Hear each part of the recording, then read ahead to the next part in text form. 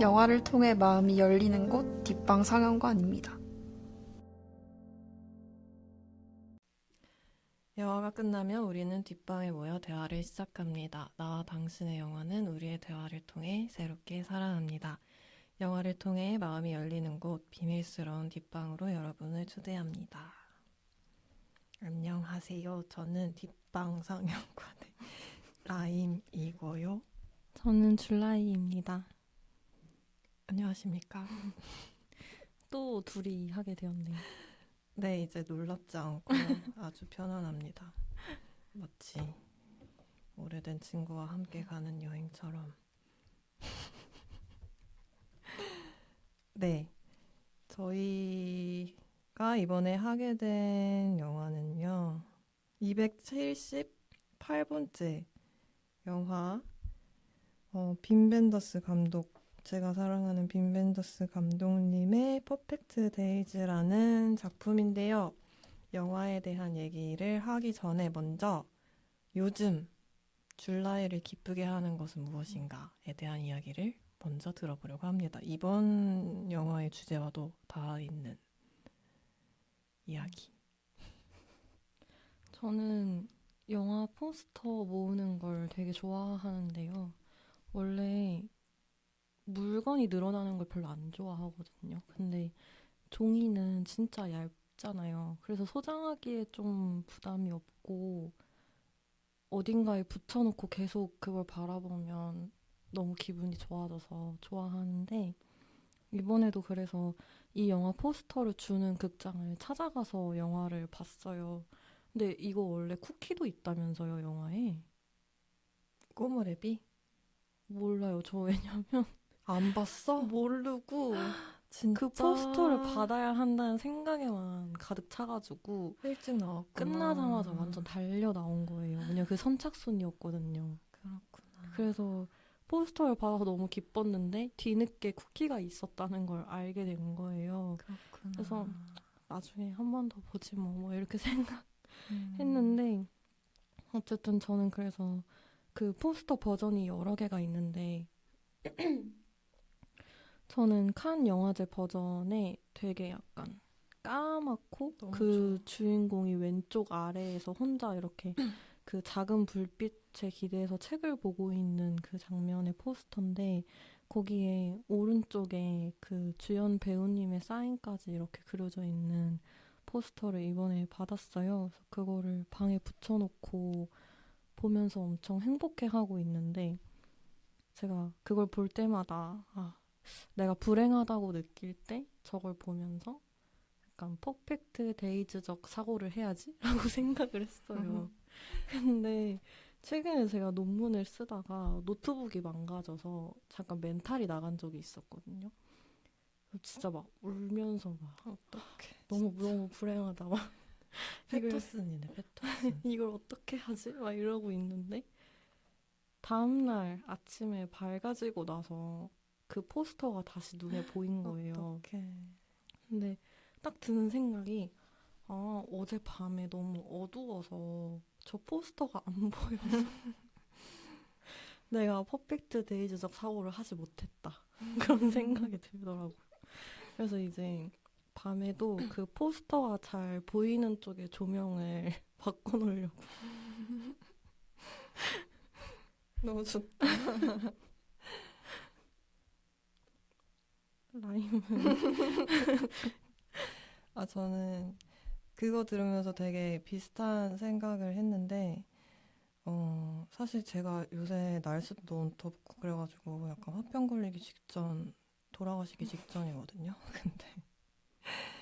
근데 어쨌든 저한테 너무 감사하게도 되게 큰 위안이 되는 것 중에 하나가 지금 방이에요. 지금 집인데, 예전에 조금 약간 힘든 환경에 있었다가 이 올해 4월에 이사를 가면서 되게 공들여서 저의 취향으로 만들어 놨어요, 지금. 근데 딱 그 줄라이님이 말씀하신 것처럼 저는 이제 막 온갖 걸 다 붙여놓거든요. 막 온갖 엽서들과 이제 영화와 뭐 그 LP의 저는 지금 콜미 바이 유 네임이랑 비틀즈 LP를 해놨는데 그거부터 해가지고 엽서들도 그냥 정말 제가 그 퍼펙트 데이즈적 사고를 위해서 이렇게 전시를 해놓는다고 하셨던 것처럼 매일매일 기억하고 싶은 마음가짐을 상기시켜주는 어떤 그런 그림이나 글을 붙여놔요. 그게 저한테 진짜 좀 저의 세계를 만들어줘요. 그냥 딱 집에 돌아가면은 딱 그런 분위기, 그런 공기로 저를 다시 돌아오게 해주고 다시 이제 방을 나설 때도 그런 마음으로 하루를 살 수 있게 되게 도와주는 원동력이 돼가지고 제가 화병에 걸리지 않게 도와주는 매체인 것 같아요. 그게 진짜 어떻게 보면은 시공간인 거죠. 그 하나하나의 그림들이 나와 이제 계속 어떤 이 공간 바깥에 또 항상 숨쉬고 있는 존재하고 있는 어떤 이야기들과 목소리들과 메시지들과 통할 수 있도록 연결해주는 통로인 것 같아요. 그거 진짜 중요한 것 같아요.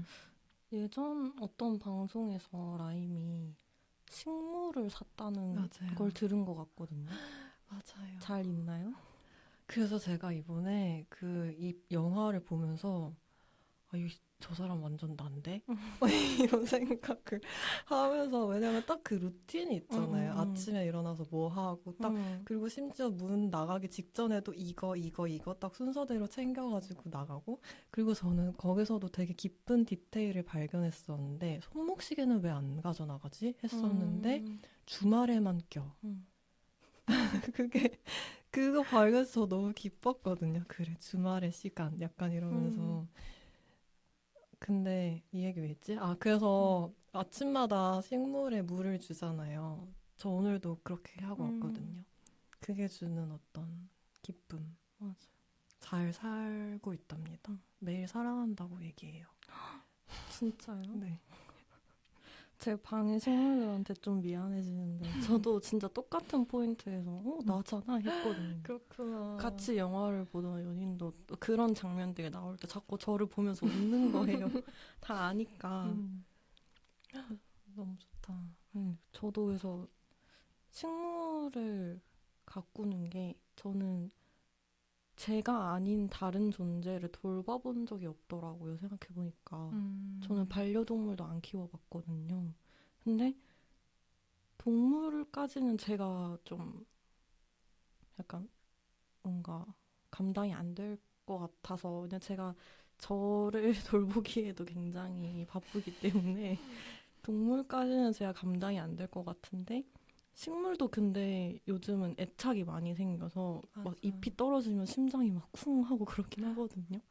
건강했던 막 진짜 몇 년 동안 건강했던 식물이 갑자기 막 힘이 없어 보이면 하면서 막 진짜 심장이 내려앉고 막 그런 걸 느끼기는 하는데 그래도 좀 뭔가 그런 충격들이 어떤 다른 생명체보다는 좀 덜한 편이니까 저한테는 딱 맞는 것 같더라고요. 근데 뭔가를 내 손으로 돌본다는 그 감각이 저한테는 진짜 도움이 많이 돼요. 맞아요. 맞아요. 목소리가 들릴걸요? 그래서 약간 물론 저만의 생각일 수도 있지만 저는 맞다고 믿는데 저 요리할 때도 요리랑 얘기하거든요. 이게 그래 간을 이만큼 할까? 딱 이만큼이면 적당해. 약간 이렇게 애들이 얘기를 해줘요. 리조또 만들 때도 딱 이 정도면 적당해. 약간 이렇게. 근데 그 물 줄 때도 이 정도 됐어. 약간 이런 목소리. 저는 네. 사실 대문자 T여가지고 저는 거기까지는 못 갈 것 같아요. 신기하다. 대문자 T와 대문자 F에 매번 맞는 영화 취향. 그러니까. 오늘도 한번 복작복작 잘 얘기해보겠습니다. 영화 얘기로 넘어가기 전에 잠깐 홍보 타임 가져볼게요. 제가 하면 될까요? 네. 뒷방상영관의 인스타그램이 있는데요. 뒷방상영관 상영 영화 일정들에 대한 소개글과 게시물들이 업로드되고 있습니다. 인스타그램에서 뒷방상영관 또는 백 언더바 투 언더바 더 언더바 시네마 백투 더 시네마죠. 그걸 치면 들어오실 수 있고요. 저희가 청취자 여러분의 목소리도 듣고 있어요. 사연이나 질문 같은 거 보내주시면 되는데 익명으로 보내고 싶으시면은 에스크 팟빵 공지사항이나 인스타 프로필에 그 주소가 나와 있습니다. asked.kr/duitbang고요. 팟빵 댓글이나 인스타 DM이나 댓글로도 자유롭게 남겨주시면 됩니다. 좀 길게 보내고 싶다 하시면 메일로 보내주시면 되는데 100 언더바 투 언더바 더 언더바 시네마 @ 네이버.com입니다. 저희가 종종 소개해드리곤 해요. 항상 감사한 마음으로 기뻐하면서 박수치면서 읽고 있답니다. 네, 그러면 저희 본격적인 영화 얘기로 들어가 보도록 하겠습니다. 아까 시작할 때 소개해드렸지만 다시 한번 말씀드리면 빈 벤더스 감독님의 퍼펙트 데이즈에 대해서 이야기를 해볼 거고요. 이번 영화를 선정하게 된 이유는 그냥 너무 좋잖아요.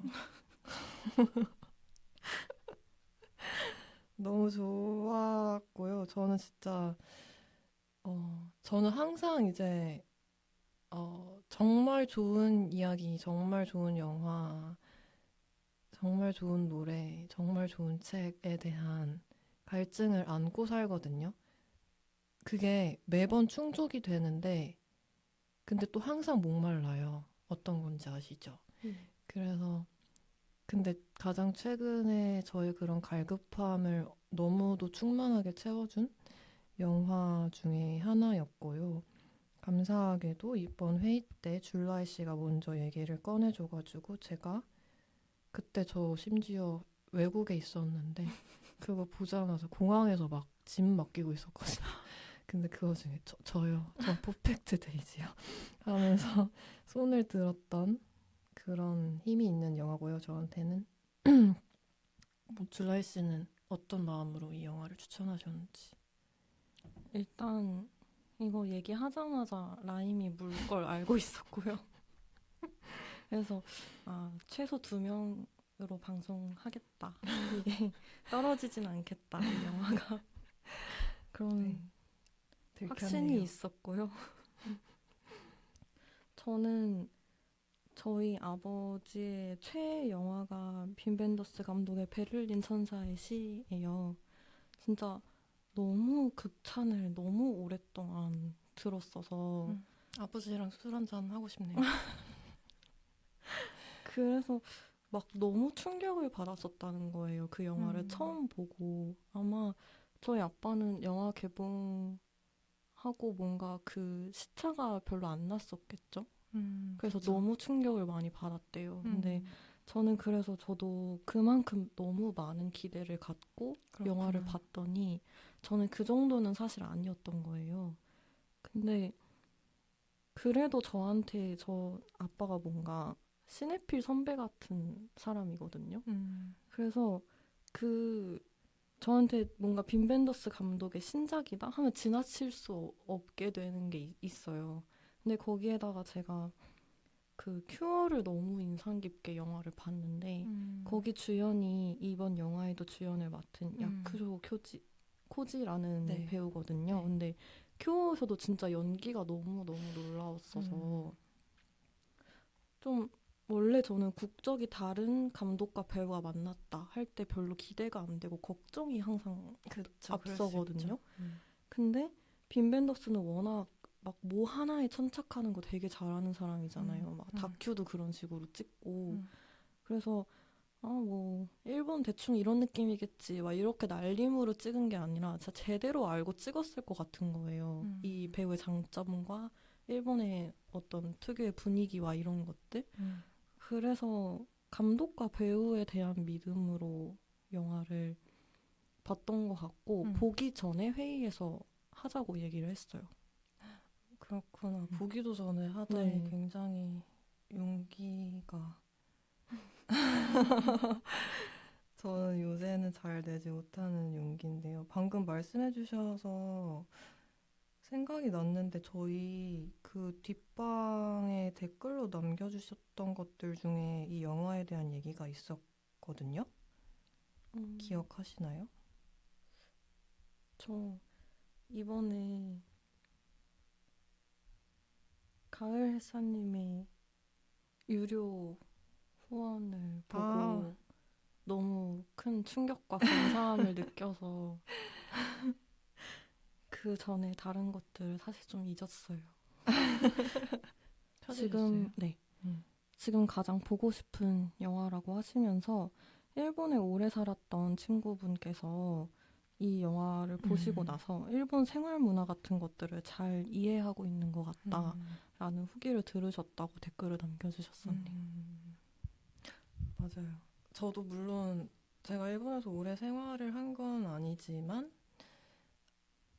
개인적으로 여행을 일본에 가는 거를 되게 좋아하고 종종 갔었어가지고 근데 거기서 제가 느꼈던 이 사람들의 문화가 너무 어떤 그런 사고방식이나 공기, 그 사람들의 생활과 그 집을 저는 그리고 에어비앤비를 계속 갔었어가지고 그런 게 또 느껴지잖아요. 너무 신기하고 너무 반가웠어요. 뭔가 소담하고 네. 미니멀하고 네. 정갈하고 네. 그런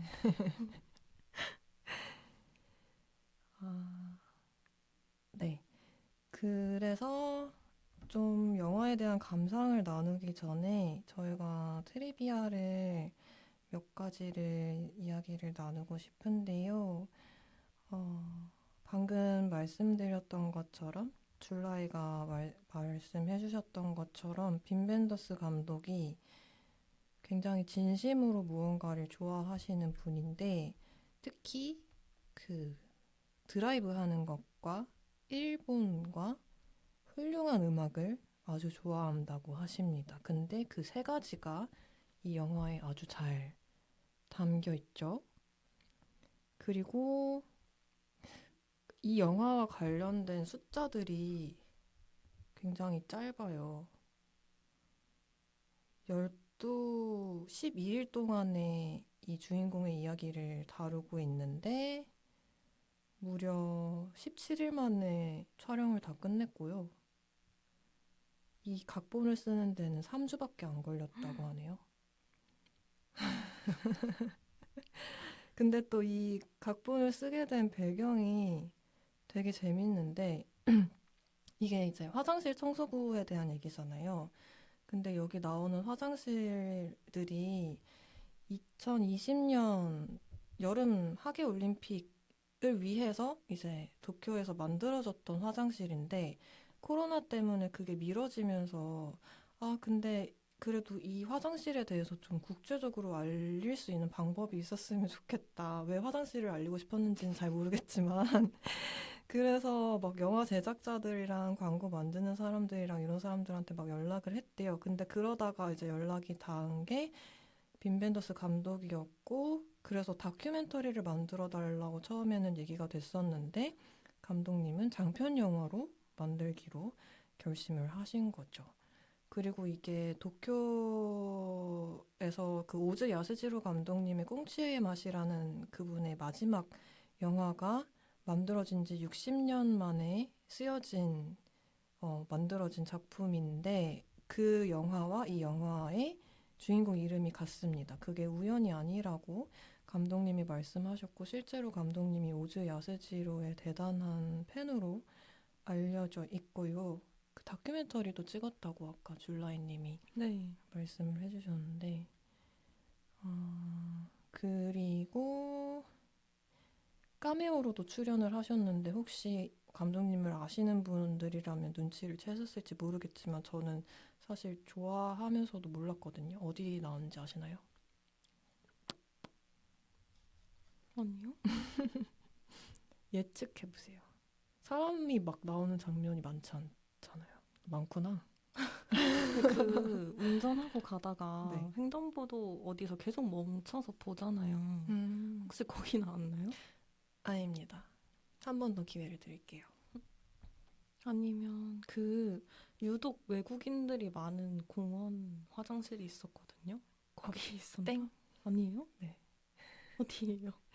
LP 가게에 계셨답니다. 손님으로 네. 있었던 네. 거예요? 외국인 손님. 본인답죠? 음악을 사랑하는 한 손님으로. 근데 뭔가 티가 많이 안 나게 네. 들어가 있었다는 게 더 좋은 것 같아요. 맞아요. 저는 진짜 히치콕 영화 볼 때마다 아, 너무 약간 너무 짜잔 하면서 나오잖아요. 항상 그냥 모르는 사람이 봐도 저 사람 뭔데 저렇게 등장하지? 쉽게 나오잖아요. 그거 볼 때마다 좀 집중력이 깨지는데 너무 그걸 좋은 것 같아요. 그걸 즐기셨을 것 같아요. 네. 그리고 사실 제가 말씀드리고 싶은 하이라이트는 지금부터인데요. 이 배우님이 칸에서 나무주연상을 받으셨어요.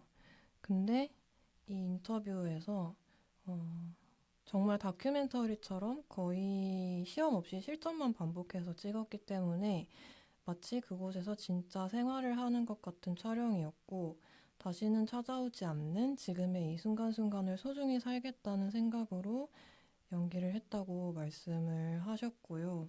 하루하루를 정성스럽고 조용히 거듭하듯 살아가는 이 히라야마라는 남자를 연기하는 게 큰 도전이었는데 빈 벤더스라는 이 감독에게 이 존재가 굉장히 픽션임에도 불구하고 이 존재를 대하는 어떤 존중의 마음이 느껴졌고 그것이 저를 이끌었고 이 캐릭터를 이 세상에 존재할 수 있게 만들어낸 것 같다라고 말씀을 하셨는데요. 또 이와 관련해서 감독님이 또 다른 데서 얘기를 해주신 게 있는데요.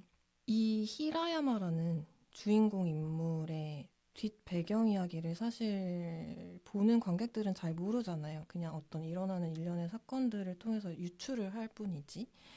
근데 이제 어쨌든 이거를 연기를 하려면 그 배경 이야기가 필요하기는 할 테니까 이거를 연기하는 야쿠쇼 코지 배우님에게 그 뒷이야기, 비하인드 스토리를 들려주셨는데 그냥 딱 이 정도만 전달하고 나머지의 어떤 그런 이 사람의 인생 스토리는 그 배우님이 스스로 이제 재구성해 볼 수 있도록 여지를 남겨주셨다고 해요. 근데 이 스토리가 저 너무 좋아가지고 개인적으로 공유를 해드리고 싶은데 이거 얘기를 다 하고 나서 줄라이님이 아까 저희 둘이 있을 때 해주셨던 얘기랑도 좀 통하는 얘기인 것 같아가지고 같이 얘기를 해볼 수 있을 것 같습니다.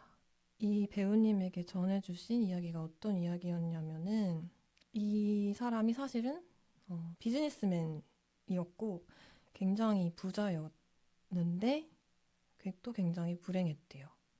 그리고 술을 아주 많이 마셨고 그래서 점점 이제 삶이 시궁창으로 빠지고 있었던 거죠. 진창으로. 그냥 정신적으로. 근데 어느 날 아침에 이 사람이 깨어났는데 호텔 방 안에서 깨어났는데 도대체 자기가 어떻게 여기서 깨어났는지도 모르고 무슨 뒷이야기가 있어서 자기가 여기에 지금 눈을 뜨게 됐는지도 모르는 거예요.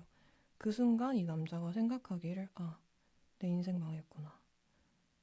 그래서 정말 이 삶을 끝내버려야겠다라는 생각까지 이르렀었는데 근데 그 순간 기적적으로 이른 아침에 어떤 햇살 한 줄기가 그 사람의 눈앞에서 벽에 어른거리고 있었고 그것이 어떤 빛이었냐면 창문 밖에 있는 작은 나무를 통해서 비치는 빛이 어른거리고 있었던 거죠.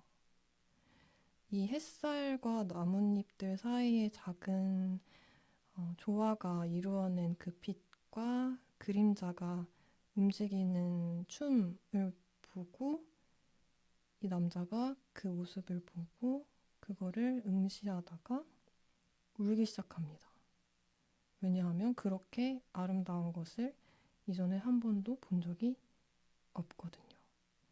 아마도 본 적이 있겠지만 그거를 의식하지는 못했던 거죠. 그 전에는.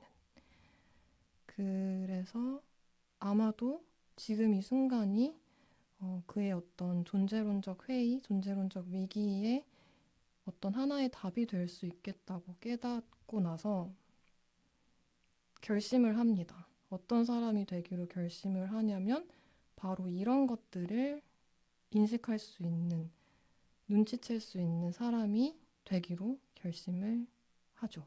그래서 이 남자가 비싼 차도 포기하고 자기가 갖고 있던 직장도 포기하고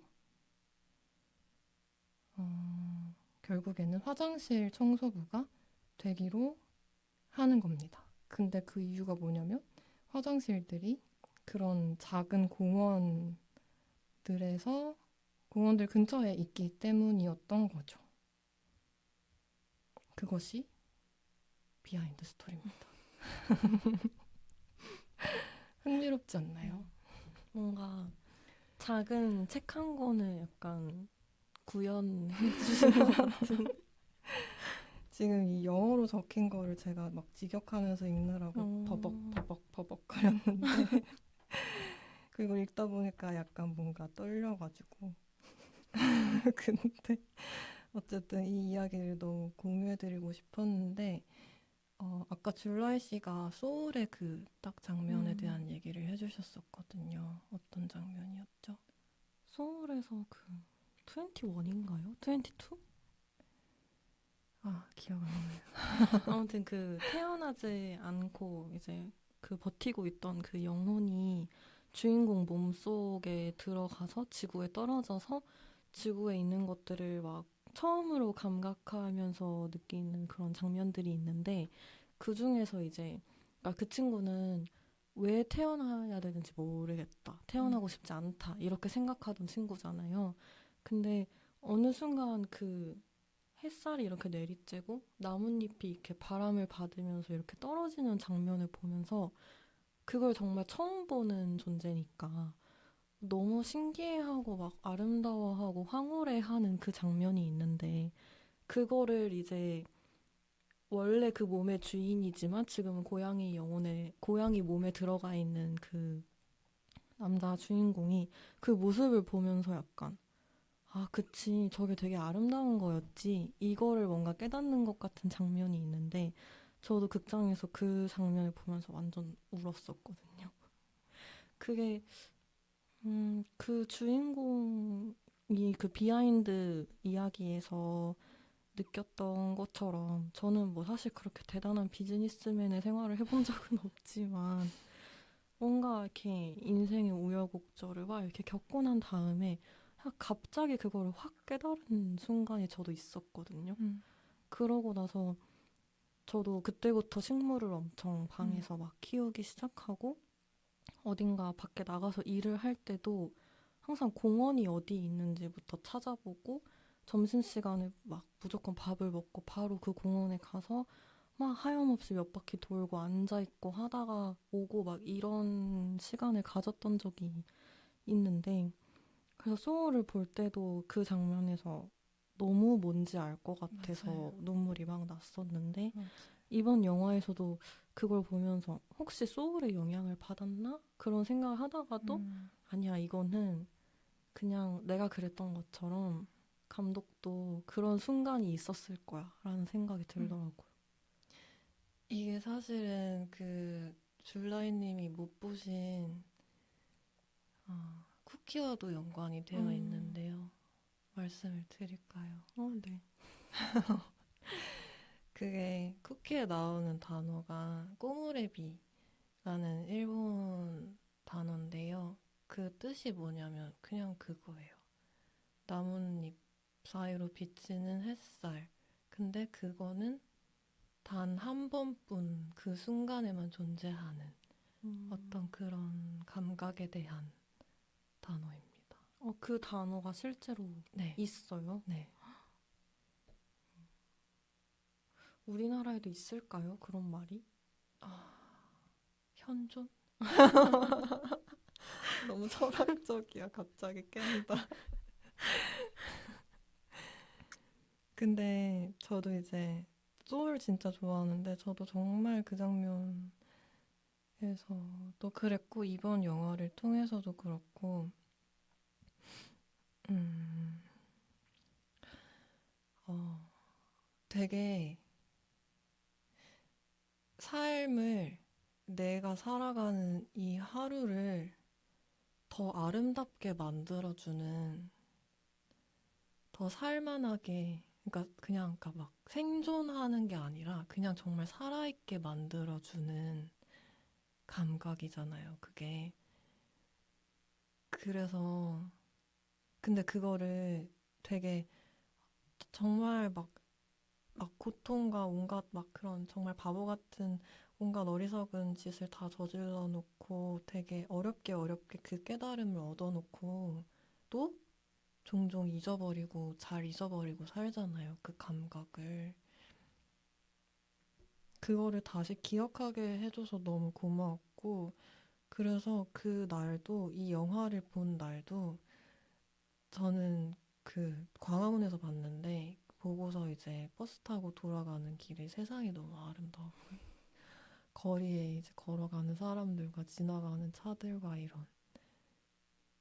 근데 그거가 진짜 이거를 느껴보신 아마 많은 분들이 이 감각에 대해서 알고 계시겠지만 시간이 진짜 천천히 흘러가는 그 느낌? 뭔가 이렇게 공기조차 부유하고 있고 내 몸이 살짝 떠 있는데 뭔가 그 정말 어딘가에 이렇게 굉장히 아름답게 홀려 있는 것 같은 근데 너무도 제일 가장 선명하게 깨어 있는 것 같은 그 느낌으로 어, 잊지 않고 그 감각을 잊지 않고 이 하루를 그런 감각으로 채울 수 있도록 도와주는 영화였어가지고 너무 고마웠어요. 베트남 여행을 이 영화를 본 지 얼마 안 돼서 다녀왔었는데 사실 거기서도 드라마 몇 편 찍고 왔거든요. 막장 드라마. 정말 좀 고통스러운 드라마였음에도 불구하고 그것들을 이제 예전에 같았으면은 되게 많이 가라앉았을 텐데 그런 감각을 기억하면은 가벼워져요. 그냥 시간을 계속 걸어갈 수 있게 돼요. 가라앉지 않고. 그 빛을 계속 바라보면서 그 빛에 미소 지으면서 이 세상이 아름답다고 생각할 뿐만 아니라 그냥 온몸으로 느끼면서 그 그런 것 같아요. 그게 그러니까 저는 제 마음이 현재에 있을 때 제일 건강하다고 맞아요. 생각하거든요.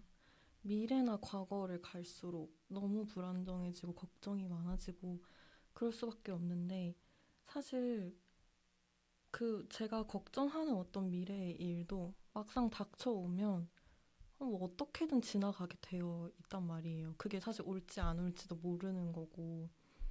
그래서 제 마음이 현재에 있을수록 건강해지고 단단해지는 게 맞아요. 있는데 그게 저는 확실히 그런 시간을 보낼 때 그게 제일 맞아요. 그런 순간이 많아지고 또 요새 막 원형적 사고 막 이런 거 있잖아요. 근데 그건 거를 저도 되게 건강해지는 어떤 시행착오 중에 하나로 뭔가 시도해봤던 방법 중에 하나였는데 저한테 그거는 되게 일시적인 효과들만 줬던 것 같아요. 그냥 딱 그 순간만 내가 뭔가 긍정의 힘으로 잘 이겨내는? 근데 그게 정말 장기적으로 맞아요. 저의 관점을 바꾸고 음. 저의 습관을 바꾸고 행동을 바꾸고 했던 거는 저는 어쩔 수 없이 자연이 주는 거였던 것 같아요. 내가 내 맘대로 막 생각을 바꿔보자 이렇게 아등바등해서 되는 문제가 저는 아니었던 것 같고 그리고 저는 라임이 또 다른 방송에서 아마 인사이드 아웃에서 얘기를 하셨던 것 같은데 천천히 살고 싶다라는 네. 얘기를 하셨잖아요. 그래서 공감을 너무 많이 맞아요. 했거든요. 제가 거북이 타투가 있는데 네. 그 의미도 있었어요. 일부러 저한테 제일 잘 보이는 것에 거북이를 새기면서 제발 좀 천천히 살자 하면서 하는 마음으로 새겼었거든요. 근데 그게 타투로 새겼는데도 이걸 맞아. 까먹을 때가 진짜 많아요. 맞아, 맞아. 그래서 저도 이런 영화들을 볼 때마다 한 번씩 그게 확 환기가 되면서 맞아. 다시 내가 정말 그 깨달음을 얻었던 순간으로 돌아가지는 것 같은 맞아요. 느낌이 들어요. 그래서 그럴 때 너무 고마워지는 맞아요. 것 같아요. 우리가 다 아는 얘기여도 맞아. 그거를 정말 저희가 애프터선 얘기하면서 했던 것처럼 또 확 그냥 젖어서 체감하게 해주는 거. 맞아. 이게 저는 결국 바쁘다 바빠 현대 사회를 살고 있는 인간은 그 정도의 체험이 아니면 너무 그런 것들을 까먹고 있기 쉽다고 생각을 하거든요.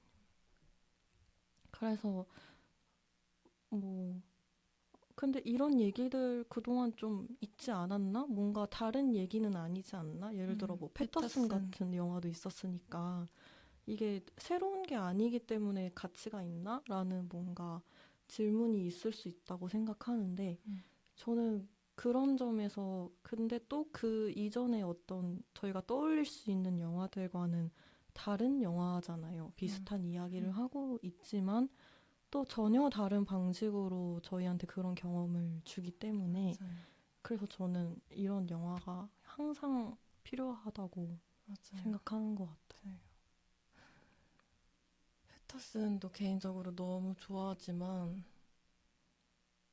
개인적으로는 퍼펙트 데이즈가 훨씬 더 다층적이고 더 저한테 약간 울림이 깊었던 것 같고 물론 패터슨 사랑합니다. 짐 자머시 감독님. 근데 근데 하여튼 이거는 약간 좀 그 진동이 남달랐어요. 진동이 남달랐고 그래서 영화 보고 나올 때 너무 행복했어요. 너무 행복하고 그냥 저는 이제 아까도 아버지랑 술 한잔 하고 싶다 그랬지만 베를린 선사의 시 너무 좋아하는데 근데 이것도 좀 웃긴 얘기인데 저는 좀 덮어놓고 좋아하거든요.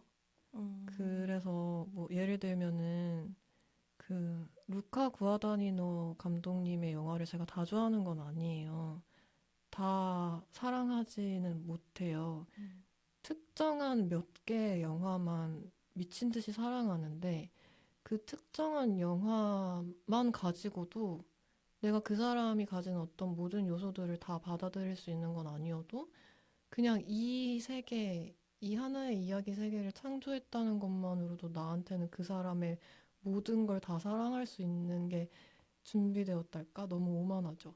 그래서 그래서 그냥 그렇게 덮어놓고 좋아하는 측면이 있는데 루카 구아다니노도 그렇고 뭐 짐자무 씨도 되게 영화 작품으로는 편의적으로 좋아하면서도 그렇고 이 감독님도 사실 진짜 본 것도 몇 개 안 되고 좋아하는 건 베를린 천사의 시가 독보적인 것 같은데도 그냥 이 퍼펙트 데이즈를 보고 나왔을 때 내가 사랑하는 바로 그 빈 벤더스잖아 이러면서 나는 이런 영화를 보기 위해 살아있다. 나는 살고 있구나. 죽으면 안 되겠다. 섣불리 죽으면 안 되겠다. 이런 생각을 하면서. 그리고 아마 여기 게스트로 같이 노랑이랑 녹음했던 친구, 그때 무슨 별명으로 나왔는지는 모르겠는데, 저희끼리는 수박이라고 불리는 친구 있는데, 그 친구가 선물해준 작은 나무 캘린더가 있어요. 그게 다 이렇게 나무 조각으로 숫자가 되어 있어가지고 매일매일 그 숫자를 바꿔서 오늘을 만들 수 있는 작은 오브제 같은 건데 거기 옆에 있는 오브제가 거북이에요. 매일매일 천천히 살고 싶어서. 약간 거의 무슨 연불 같은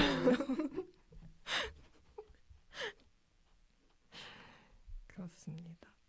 자연스럽게 트리비아에서 영화에 대한 얘기로 막 신나게 넘어온 것 같은데 장면에 대한 얘기를 좀 해볼까요? 기억나는 장면들이 있다면? 저는 일단 이 저희 앞에서 얘기했던 주인공의 루틴 있잖아요. 다 좋았는데 초반에는 그 문을 열고 나와서 하늘을 보면서 미소 짓는 장면 있잖아요. 처음에는 좀 인위적이라고 느껴서 조금 웃기기도 했어요. 그렇구나. 그 미소가 약간 부자연스러운 느낌인 거예요, 처음에는. 그렇구나. 그래서 이게 어쩔 수 없이 국적이 다른 감독과 배우가 만나서 생기는 불협화음인가? 라고 처음에는 생각을 진짜. 했어요. 근데 그 문제의 마지막 장면을 보고 나서 갑자기 그래서 완벽한 미소가 아니었구나 싶은 거예요. 그래서 저는 그 뭔가 불완전하고 어딘가 어색한 그 미소가 더 좋아졌어요. 마지막 장면을 보고 나서. 그렇구나. 그래서 영화를 다시 보면 그 장면을 저는 더 주의 깊게 보게 될 것 같아요. 저랑 완전 다르게 느꼈어요. 저는 그냥 처음부터 그 미소가 너무 온전했어요, 저한테. 그래서 그 사람이 웃을 때마다 저도 막 해발죠. 좋다 이러면서 계속 웃었는데 그 사람의 얼굴이 너무 좋은 거예요. 그 표정이. 그래서 그리고 울 때는 같이 울고 막.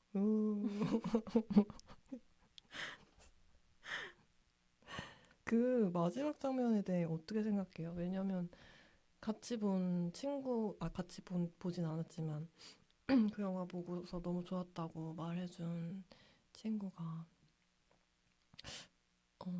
영화가 너무 좋기는 했는데 그 마지막 장면이 사실 어떤 감정인 건지는 자기는 잘 모르겠다고 얘기를 하더라고요. 그래서 제가 막 설명해 줬거든요. 저의 해석을. 줄라이 씨의 해석이 궁금해요.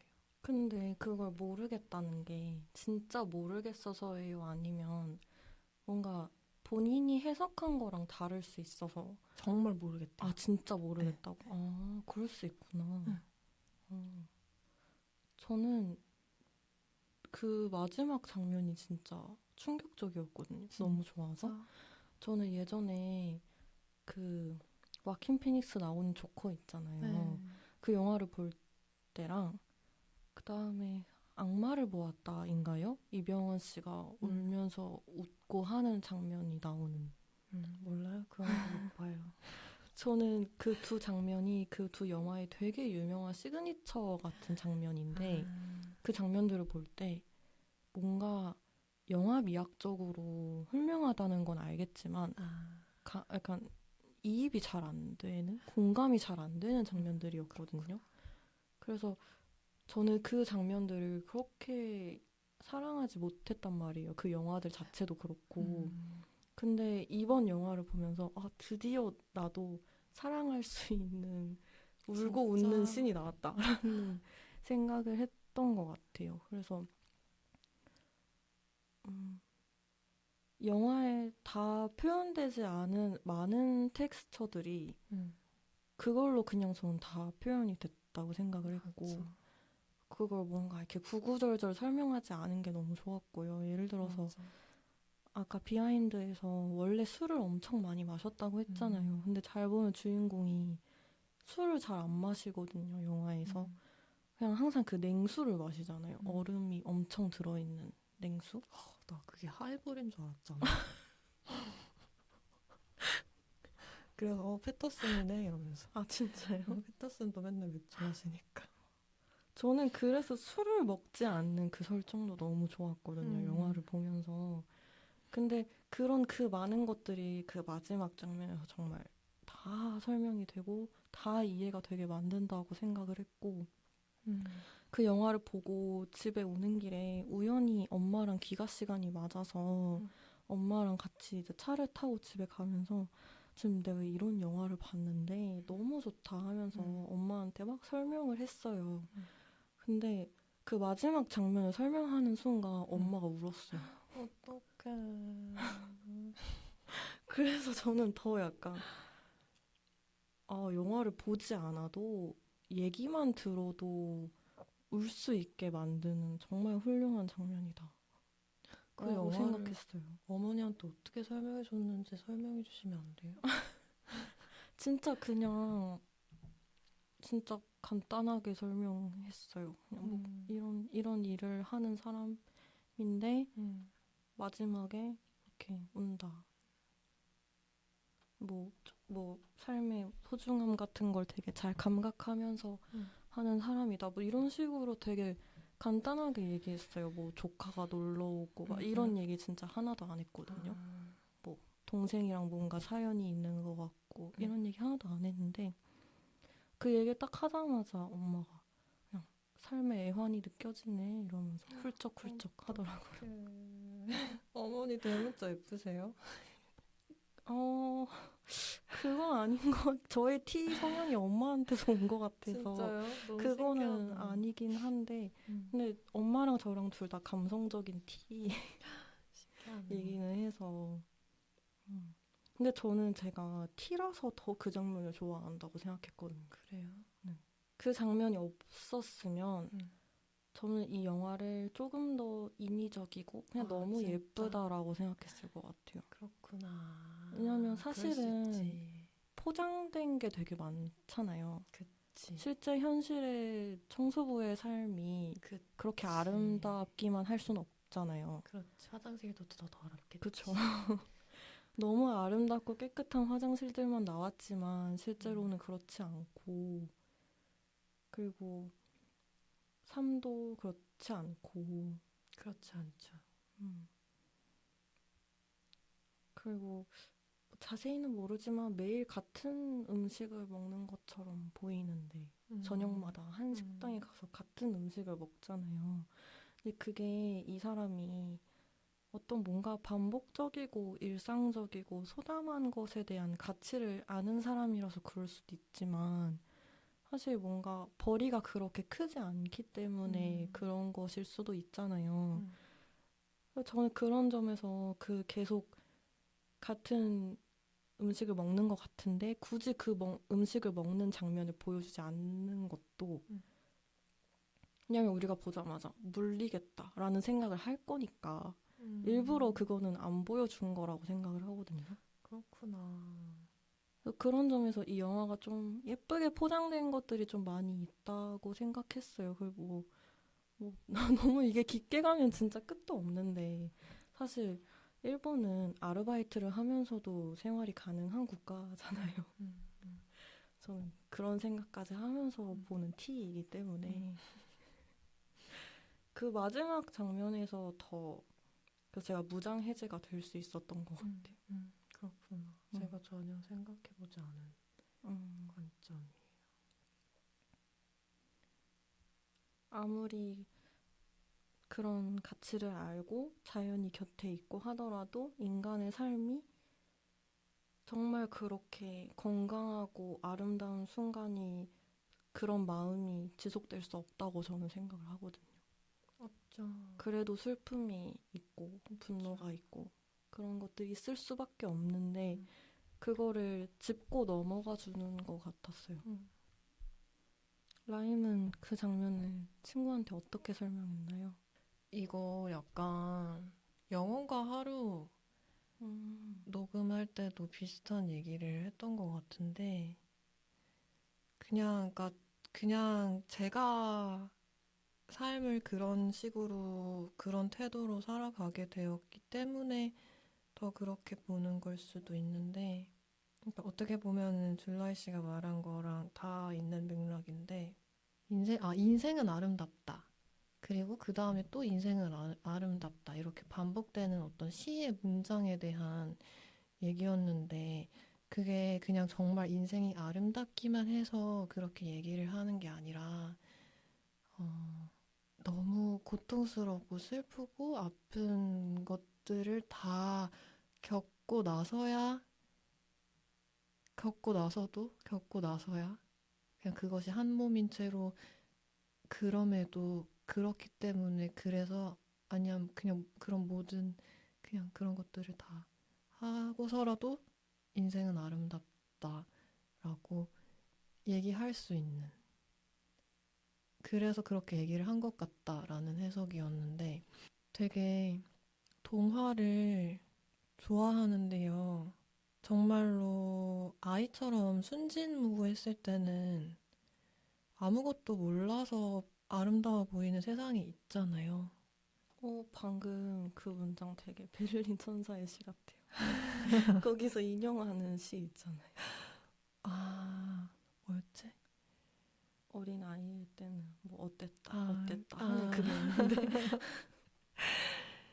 그냥 정말 그러니까 어떻게 보면은 한 시기 동안은 제가 너무 그 순진무구했던 시기에 아름다워 보이는 세상이 어떤 것인가에 대해서 너무 온몸으로 느낀 지 얼마 안 돼서 바로 이제 그 세상이 뒤집혀가지고 완전 나락의 감정을 겪던 시기에 그걸 항상 그리워했었거든요. 그 순진무구한 상태의 아름다움을. 근데 어느 순간부터는 그게 다시 돌아올 수 없다는 걸 알게 됐고, 그 모든 것들을 겪고 완전히 더럽혀지고 완전히 진창이 된 상태임에도 이 세상과 나의 세상이 깨끗해서가 아니라 이 세상이 진창임에도 그거를 순진무구하게 바라볼 수 있는 마음이 더 중요한 거라는 거를 알게 된 순간부터, 그 전에는 죽고 싶었는데 그 다음에는 살 수 있게 됐어요. 뭔지 아실까요? 제가 좀 이해가 안 되는 말을 하고 있는 것 같은데. 근데 이거는 네. 이 영화를 볼 때도 마찬가지고 경험해본 사람밖에 모르는 것 네. 같아요. 누가 강제로 앉혀놓고 설명해서 알 수 있는 부분이 아닌 것 같아요. 네. 어떻게 설명해도 이해할 수 없지 않을까요? 그래서 사실 제가 막 이런 얘기들을 막 열정적으로 설명을 할 때도 그 친구는 여전히 모르는 표정으로 저를 흥미롭게 바라보고 있었어요. 그래서 그냥 그러니까 어떤 그런 복합적이고 다층적인, 정말 한마디로는 담길 수 없는 본인의 웃음, 울음을 짓는 그 표정, 그 너무, 저것이 인생이다. 저것이 우리를 그냥 계속 살아갈 수 있게 만드는 태도이다. 라는 느낌이었습니다. 거기서 그 어떤 힘이 엄청 느껴졌던 것 같아요. 그래서 저 힘이면 저 사람은 계속 잘 살겠다 싶은 거. 제가 최근에 논문 때문에 읽은 책 중에 캐릭터 이야기 속의 인간이라고, 캐릭터에 대해서, 그러니까 이야기에 등장하는 캐릭터에 대해서 연구한 책이에요. 막 뭐 문학적인 책 이런 거 전혀 아닌 정말 그냥 연구하는 책인데, 그 책에서 캐롤 피어슨이라는 어떤 연구자가 사람 그 캐릭터를 성장 단계에 따라서 어떤 내면의 원형이 큰 영향을 미치는 어떤 시기들이 있다라고 하면서 분석을 해놓은 게 있는데, 그게 영유아 시절에는 순수주의자라는 키워드로 설명을 하고, 그 다음에 뭔가 이렇게 점점 청소년기에서 약간 성장하는 그 시기를 고아로 설명을 해요. 세상에서 버려지는 것 같고 추락하는 것 같은 느낌이라고 설명을 하거든요. 그리고 그 다음에 방랑자가 있어요. 이 사람 내 인생만 분석했네. 방랑을 하면서 뭔가 자유를 느끼기 시작하는 거죠. 그리고 그 다음 단계가 전사예요. 그래서 그리고 그 다음이 이타주의자 단계이고, 그 다음에 순수주의자가 한 번 더 와요. 그리고 그 다음에 마지막이 마법사예요. 너무 재밌다. 근데 제가 진짜 이거를 읽으면서 연구 때문에 읽은 책이었는데 이 부분이 진짜 너무 좋아서 너무 좋아. 따로 막 적어놨었거든요. 저 지금 전사 단계인 것 같아요. 제주도 있을 때 방랑자였고 그니까요. 저도 제 인생이 막 정리가 되는 거예요. 그니까 너무 신기하다. 그 순수주의자가 반복이 되는 거예요. 저는 미쳤다. 맞아. 심지어 마지막이 마법사네. 너무 너무 막 적확하다. 이 자세한 설명을 안 읽어봐도 다 너무 뭔지 알겠는 거예요. 그 책 이름 다시 한 번만 더. 캐릭터 이야기 속의 인간이라는 책인데요. 너무 이건 정말 재밌다. 짧게 나오는 파트예요. 왜냐면 이렇게 캐릭터에 대해서 연구한 수많은 이론들을 그냥 정리해 놓은 책이어서. 근데 이 부분을 만약에 더 찾아보고 싶으신 거면 캐롤 피어슨이라는 네. 사람을 찾아보시면 됩니다. 이분이 만든 연구이기 때문에. 지금요, 오늘요, 줄라이 씨가 저한테 저의 갈증을 채워줄 수 있는 온갖 콘텐츠들을 쏟아부어줘가지고 신났어요, 저는 이제. 꼭 읽어보겠습니다. 제가 오늘 리허설 할 때도 라임한테 영화도 막 추천을 했는데요. 근데 사실 대부분이 그러니까 라임이 뭔가 애프터 선이나 이런 네. 퍼펙트 데이즈처럼 나를 이렇게 확 이렇게 젖게 만드는 그런 영화 혹시 추천해 줄 수 있냐라고 해서 제가 막 왓챠피디아를 찾아보는데 아, 이 영화는 모르겠지 싶은 거 있잖아요. 근데 나는 너무 좋았던. 근데 이미 다 라임이 너무 높은 별점을 준 거예요. 뭐 있었어요? 기억나는 거 있어요? 너무 많은데. 그것도 있잖아요. 저희 연결고리 중에 하나가 저희가 처음 만난 그 영화 동아리에 들어갈 때 제가 서류에다가 좋아하는 영화에 스트레인저 된 픽션을 썼는데 라임이 그 영화가 그 써놓은 걸 보고 되게 인상 깊었다고 말을 해줬었거든요. 제가 진짜 좋아하는 영화거든요. 근데 의외로 사람들이 많이 모르잖아요, 그 네, 영화를. 근데 맞아요. 저 진짜 좋아하거든요. 제 인생을 바꾼 영화 중에 하나인데 약간 패터슨 전에 이 영화가 있었다. 뭔가 이런 느낌이거든요, 저한테. 그러네. 근데 아무튼 그렇게 하다가 라임이 안 본 유일한 영화를 찾은 거예요. 그게 피셔킹이라는 영화였어요. 로빈 윌리엄스가 나오는 영화인데 이 영화도 이 퍼펙트 데이즈처럼 음악을 정말 잘 써요. 주인공이 원래 라디오 DJ였다는 설정이거든요. 그래서 나오는 음악들도 진짜 좋고 뭔가 삶과 고통에 대해서 생각해보게 만드는 영화인데 라임이 딱 줄거리를 보자마자 이거 쉽지 않겠는데? 라고 하는 거예요. 그냥 줄거리만 보면 너무 고통이 느껴지거든요. 너무 고통스러워. 근데 진짜 영화는 막 그렇게 고통을 느껴라 하면서 만든 영화가 절대 아니어서 오히려 이 영화를 소개하는 어떤 글들을 보면 뭔가 지쳤을 때 봐라. 삶에 뭐 희망과 위로를 느낄 것이다. 막 이런 식의 문구들이 많아요. 네, 그래서 이렇게 뜬금없지만 갑자기 또 영화 추천을 하나 여러분들께도 드립니다. 나중에 혹시 보게 되면 꼭 후기를 공유할게요. 네. 얘기 나온 김에 네. 혹시 베를린 천사의 시를 좋아하는 이유를 물어봐도 될까요? 이게 원래 이런 얘기하면은 너무 꼰대 같지만 나이가 들면은 감정만 남고 기억나는 게 별로 없거든요. 그냥 정말 좋았다. 근데 뭐가 좋았을까? 그거는 내가 다시 봐야 될 것 같아. 궁금하시면 저 이거 녹음했어요. 그 수카랑 같이. 거기서 제가 무슨 얘기를 했는지 저도 사실 지금 기억이 안 나가지고 다시 들어봐야 될 것 같은데. 그럼 언제 봤는지는 기억나세요? 대학교 때 봤고요. 아마 연시 들어오고 나서 얼마 안 돼서 봤나? 그랬던 것 같고. 그리고 이제 좀 시간 흐르고 나서 수카랑 녹음하려고 뒷방송관에서 이거 하려고 한 번 더 봤는데 지금 제가 왓챠 코멘트에 남겨놓은 거를 좀 보고 있는데 그거를 보다 보니까 조금 기억이 나거든요. 완벽한 영화예요. 별점 5점인가요? 네.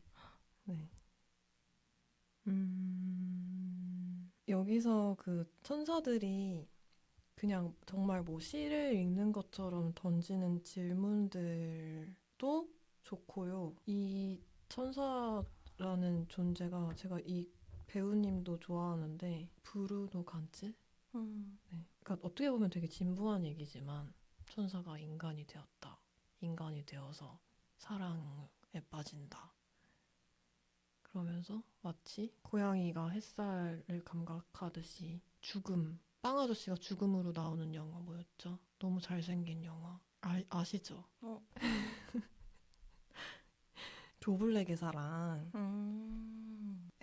정말 순진무구한 아이처럼 그 사랑에 빠지는 연기를 하는데 아무것도 모르니까 인간으로서 느끼는 사랑이라는 게 대체 어떤 감정인지 모르니까 모든 걸 처음 느끼는 사람처럼 사랑을 하게 되는 그 감각, 그 이야기가 이 영화 퍼펙트 데이즈를 보고 나서 우리가 그러니까 개인적으로 저는 작품을 볼 때 예전에는 연시 들어온 지 얼마 안 됐을 연시가 저희 영화 동아리인데요. 처음 들어온 지 얼마 안 됐을 때 되게 그런 얘기를 많이 하고 다녔는데 그게 어떤 거였냐면은 저는 저랑 비슷한 영화를 좋아한다고. 이 영화를 약간 거울처럼 비춰본다고 생각했을 때 100%이 영화의 100%가 나의 온 그 몸의 세포 하나하나에 거슬림 없이 온통 받아들여질 때, 온통 젖을 때, 스며들 때, 그때 나는 이 영화를 온전하게 사랑한다고 사랑하게 되는 것 같다. 그게 어떻게 보면 근데 되게 위험한 거잖아요. 왜냐하면 그러니까 우리가 뭐 책을 읽고 음악을 보고 하는 되게 크리티컬한 되게 중요한 이유 중에 하나는 저는 어떻게 보면은 그냥 내가 나 안에 머물러 있는 게 아니라 나로부터 벗어날 수 있게 전혀 다른 세계, 전혀 다른 관점을 감각함으로써 나라는 어떤 자아가 깨지고 그것이 확 무한의 가능성으로 열릴 수 있게 만들어준다는 지점이 어떤 측면에서는 더 중요한 것 같다고도 생각이 되는데 근데 또 그런 두 가지가 있는 거죠. 거울처럼 나와 반영되고 공명이 되어서 너무 사랑해 하는 것도 있고 내가 전혀 몰랐던 이런 세상이 있다는 것을 나에게 보여줘서 너무 놀라워. 그게 기적 같아. 약간 그런 익숙함과 낯섦이 한 몸이 되면서 폭발하는 어떤 아름다움이 바로 베를린 천사의 시랄까요. 그러면 이 영화보다 좋아하세요? 근데 지금으로선 퍼펙트 데이즈의 영향력이 저에게 더 크다고 말할 수 있을 것 같아요. 더 현실적이에요. 약간 베를린 천사의 시가 조금 이렇게 꿈이라면 퍼펙트 데이즈는 조금 더 나와 가까워서 나의 하루하루의 현실과 더 가까워서 내 현실을 실제로 바꿀 수 있는 힘이 조금 더 큰 물론 꿈이 가지는 힘도 크지만 조금 머네요. 지금은 방송을 다시 들어봐야 될 것 같아요. 근데 진짜 뭔지 알 것 같아요. 꿈 같다는 거. 그거를 다시 하려면은 이제 아까 말씀하신 다시 돌아오는 아이 뭐였죠? 순수주의자 상태가 되어야 할 것 같아요. 지금은 제가 전사여가지고 조금 어렵네. 우리 모두 꼭 마법사가 되기를. 그러니까 맞아요. 마법사 진짜 놀랍지 않아요? 너무 물론 놀라워. 그런 이 정도로 거창하게 의미 부여를 그 연구자분은 하진 않으셨던 것 같은데 저는 마법사 단계가 비로소 내 안에만 머물지 않는 단계라는 생각이 들었거든요. 맞아요. 계속 내 안에서 뭔가를 막 찾고 막 헤매고 이걸 진짜 끝내는 단계처럼 느껴져서 그래서 퍼펙트 데이즈 보면서도 그 조카가 찾아왔을 때 이 주인공이 삼촌으로서 해주는 것들이 너무 나중에 저런 어른이 맞아. 되어야지 하는 그 모습 자체였어요. 맞아. 살금살금 올라가서 결국 꾸역꾸역 물을 주는 그 모습도 쓸데없는 말을 하지 않고 맞아. 그게 제일 저한테는 중요한 것 같은데 그리고 그게 쉽지 않다. 그니까요. 그 진짜 나는 너무 꼰대야. 그리고 책을 가져가라고 그냥 하고 나서 같은 거 또 사잖아요. 맞아. 그런 넓은 마음은 맞아. 저는 그거 1,000원짜리 책이어도 나는 그런 생각도 못했을 것 같은 거예요. 그냥 빌려줬을 것 같은 거예요. 근데 그거를 그냥 갖고 가라고 하는 그냥 가져가라고 하는 마음을 나는 언제 가질 수 있을까? 마법사가 되면 막 그런 디테일도 저는 귀여웠던 것 같아요. 이 사람은 맨날 같은 걸 먹고 마시잖아요. 그래서 같이 그 또 절 같은 데 갔을 때 이 사람은 또 우유를 먹는데 조카는 되게 화려한 음료를 마시거든요. 아세요? 뭔가 되게 막 핑크색의 약간 뭐 정확하게 기억은 안 나는데 좀 더 디저트스러운 음료를 마시는 장면이 있는데 그런 것도 그런 디테일도 이 사람이 어떤 어른인지가 보이는 거죠. 그런 어른이에요. 무슨 나이?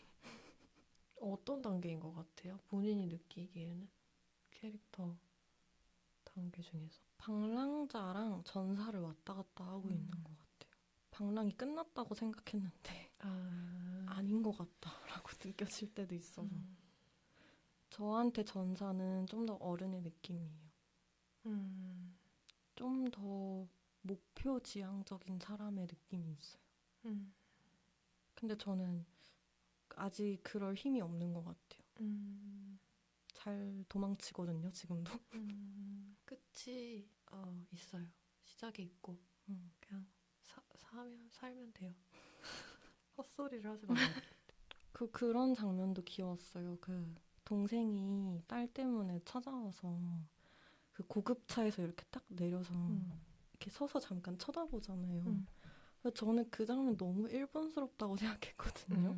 일본에서 그런 거 많이 보지 않았어요? 그런 컨셉의 장면? 그러게요. 빈 벤더스 영화에서 보기 어려운 장면이지 않아요? 그러게요. 그래서 좀 일부러 그런 문화나 이런 것들을 잘 알아서 더 저런 식으로 연출을 했나라는 생각이 들어서 좀 귀여웠던 것 같아요. 그리고 각본가도 일본인 분이 같이 썼어요. 타쿠마 타카사키 님이랑 빈 벤더스 감독이 같이 쓴 각본. 그래서 저는 사실 보면서 물론 이 감독님이 일본에 대해서도 그렇고 오즈 야스지로 감독님의 영화를 보면서도 스스로 습득하게 된 것들도 있겠지만 많은 도움을 얻었을 거라고도 느꼈던 것 같아요. 맞아. 아무리 그 문화를 잘 안다고 해서 할 수 없는 것들이 있잖아요. 저도 그 영화 보기 전에 그게 제일 사실 걱정이었는데 보면서 그런 걱정이 없어졌던 것 같아요. 그냥 저는 개인적으로는 일본 사람이 만들었어 라고 해도 믿을 정도로 별로 그렇게 큰 게 이질감이랄까? 그런 게 없었어가지고 브로커와 달리. 근데 저는 이 영화 보면서 꽤 많이 웃었거든요. 근데 네. 웃는 사람이 별로 없었어요, 극장에. 같이 본 친구는 웃었나요? 안 웃었어요. 저 그래요? 혼자 웃었어요. 어떤 장면에서 웃었어요? 되게 재밌는 포인트가 진짜 많다고 생각했거든요. 약간 썰렁 개그 같은 그런 포인트가 되게 많이 있었고 일본 특유의. 네, 뭔가 지금 그 구체적인 것들이 기억이 안 나는데 저는 거의 진짜 10분에 한 번은 웃었던 것 같거든요. 진짜? 특히 주인공이 사우나를 자주 가는데 조카를 데리고 갔다가 나오니까 그 동네 할아버지들이 뭔가 되게 궁금한데 물어보지는 못하고 그냥 그 모습을 이렇게 막 너무 반짝이는 눈으로 보는 장면이 있는데 전 그것도 웃겼거든요. 약간 지금 너무 참견하고 싶고 너무 물어보고 싶은데 실례일까봐 참는 것 같은 느낌이 느껴져서 그게 웃겼는데 저만 웃더라고요. 저 진짜 극장이 꽉 차 있었거든요. 같이 웃고 싶다. 저는 그냥 그러니까 웃겨서 웃었다기보다는 그냥 너무 좋아서 그냥 계속 웃고 있었어요. 그냥 미소, 연불 미소, 연어 미소. 깨우지 않으려고 조심조심 들어가서 미스트 그것도 엄청 웃겼죠. 열심히 뿌리는 그것도 장면 있잖아. 웃겼어. 그런 것도 웃기잖아요. 진짜 너무 근데 관객들이 거기서만 웃더라고요. 너무 귀엽잖아요. 진짜 열심히 뿌리잖아요. 그것만은 그 루틴 절대 깨트리지 않겠다는 그 의지. 그런 의미에서 저는 사실 그러니까 영화의 구조 자체를 좋아한다고 말할 수 있을 것 같은데, 묘목을 항상 가져오는 것과 화분에 물을 주는 것과 빗질 소리에 잠을 깨는 것과 책을 읽다가 잠이 드는 것과 카세트 테이프를 좋아하고 주말이면은 빨래하고 책 사러 가고 책방에 책 사러 가고 맨날 가던 술집 또 가고 잠들면은 꿈속에서 그날 하루 있었던 잔상들이 어른거리고 그러다가 또 빗질에 잠게. 제가 요즘에 너무 더워서 창문을 닫고 자서 그런데 원래는 항상 창문을 열고 자거든요. 사계절 내내. 근데 이사하고 나서 여기가 되게 그 소리가 잘 들려요. 옆집 소리, 윗집 소리가 잘 들려요. 그래서 저는 항상 위에서 노래하는 소리, 설거지 달그락거리는 소리 되게 일찍 깨시는 것 같아요. 새벽 5시부터 들리더라고요. 그거에 막 이제 깨가지고 그리고 막 물 주고 책 읽다가 막 잠들고 어떤 면에서는 아까 말씀드렸던 거울처럼 비치는 내가 너무 내 인생 안에서 내가 너무 사랑하는 어떤 요소들을 저 주인공도 근데 나보다 더 이렇게 마법사 같은 마음으로 귀하고 아름답고 소중하고 작고 사랑스러운 것들을 귀하고 아름답고 소중하게 사랑하면서 살아가고 있구나 라는 그걸 보는 것 자체만으로도 느껴지는 거대한 평화와 만족감과 용기 내 안에서 솟아나는 어떤 삶에 대한 용기 그런 거. 저는 그 묘목을 사는 게 아니라 가져온다는 컨셉이 진짜 너무 좋았거든요. 왜냐면 저도 타샤투더.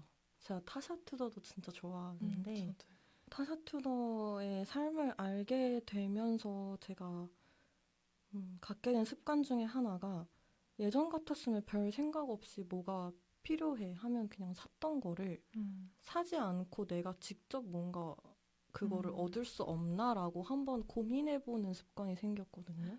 훌륭하다. 예를 들어서 뭐 친구의 집들이를 갈 때 바로 뭘 사가지? 라고 생각하는 게 아니라 뭘 만들어 잼을 만들어 갈까? 막 이런 생각 같은 거. 훌륭하다.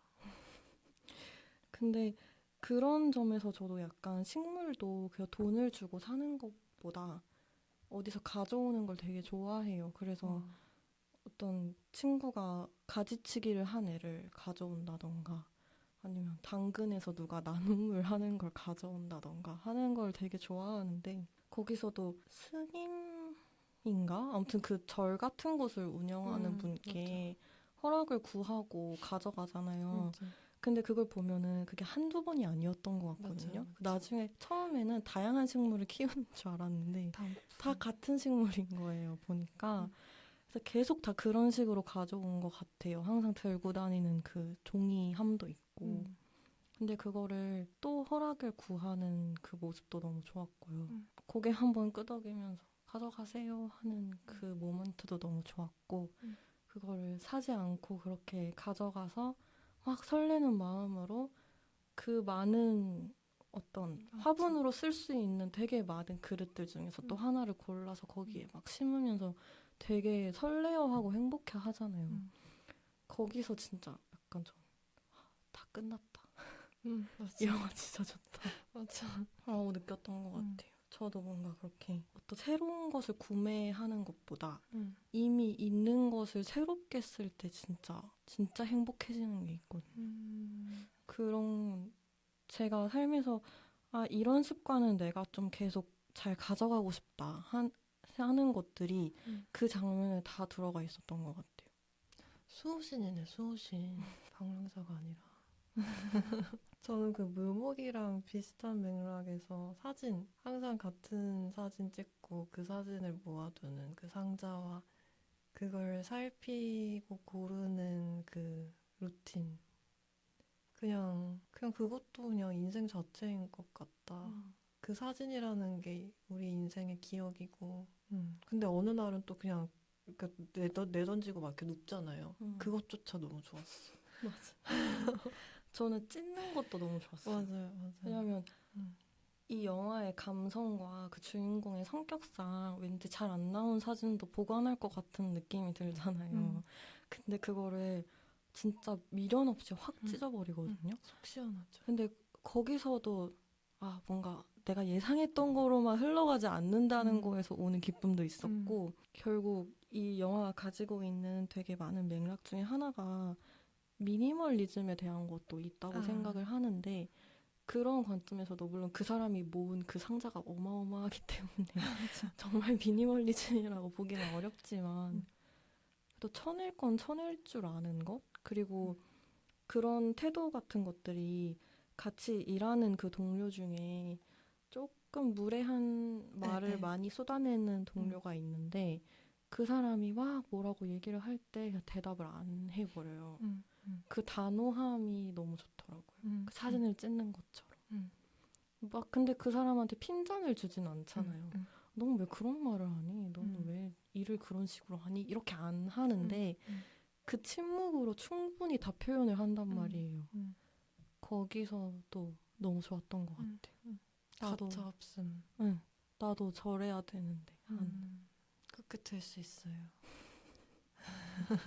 그러면 아쉽지만 그들 각자의 시간으로 그들 각자의 시간? 그들 각자의 영화관으로 넘어가도 될까요? 네. 저한테는 줄라이 씨가 말한 것처럼 퍼펙트 데이즈적 사고로 인생을 내 하루하루를 내 앞에 주어진 이 순간순간을 맞이하는 마음이 얼마나 황홀하고 투명하고 가볍고 달콤하고 기적 같은 그냥 그 순간 자체를 내가 살아있다는 거를 기적으로 만들어주는 마음이고 시선인지에 대해서 다시금 느끼게 기억하게 해준 영화입니다. 그리고 빔 벤더스 사랑해요.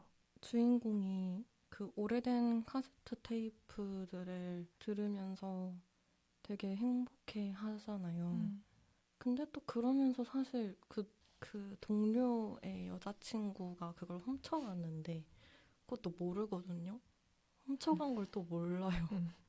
되게 좋아하는 음악인 맞아. 것 같은데. 팔러 갔을 때는 안 팔아놓고. 네, 그것도 전 정말 제가 좋아하는 포인트 중에 하나였던 것 같아요. 그냥 모르는 거. 그 정도로 분명 그 가치를 누구보다 알고 있는 사람인데도 집착하지 않고 홀가분한 거. 맞아. 홀가분한 거. 네, 정말 그렇게 살고 싶다는 생각이 많이 들었고 맞아. 어떤 순간이 올 때마다 혹은 어떤 순간이 오지 않아도 그냥 제가 찾아서 볼 수 있는 또 하나의 뭔가 제 카세트 테이프 같은 영화가 생긴 것 같아서 그게 너무 행복하고 기쁜 것 같아요. 같은 마음입니다. 저는 오늘 주라이 씨 얘기하는 거 듣다가도 계속 막 소름이 돋아가지고 오늘도 감사했고요. 다음에 또 우리가 어떤 대문자 T와 대문자 F의 공명을 이루게 해줄 영화가 탄생할지 기대하면서 오늘 방송을 마무리하도록 하겠습니다. 네, 상영이 끝났으니 계단 조심하셔서 천천히 나가시길 바랍니다. 다음 영화도 기대해 주세요. 안녕.